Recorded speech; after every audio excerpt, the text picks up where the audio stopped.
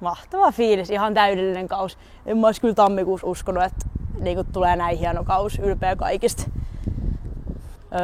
Varmaan silleen moni juttu, mutta siis laadukas arki, ollaan hyvin reenattu, saanut taas itseluottamuksen takaisin, mä luulen, että siitä se on lähtenyt. Mä en tiedä mitä tuo tarkoittaa, mutta joo, on, on kireellä.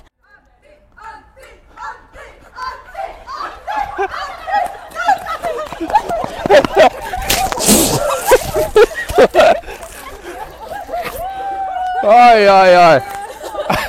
Jälleen kerran. Ai.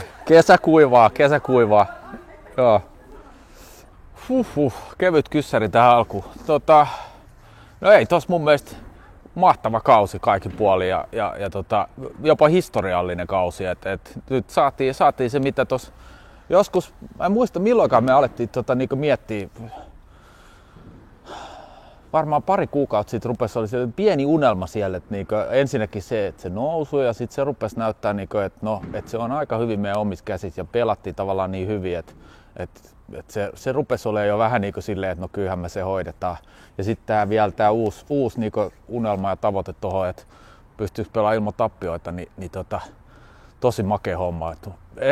Tässä on ehkä se klassinen, että ei ihan vielä tajuu mitä on tapahtunut, mutta siis huikeat fiilikset.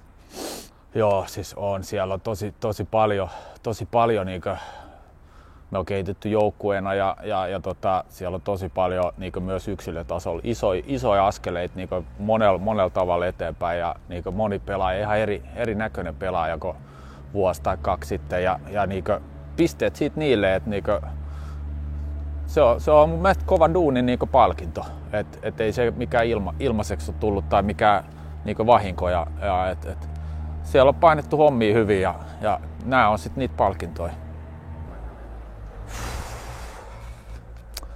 Ja no siis tosi paljon. Rupee menemään jo tunteisiinkin. Hienot 2 vuotta ja no kaikki nämä kokemukset tietysti niinku näiden jengien kanssa, ne varmaan niinku päällimmäisenä ja paljon uusia niinku ystäviä ja ehkä ne on niinku ne isot jutut.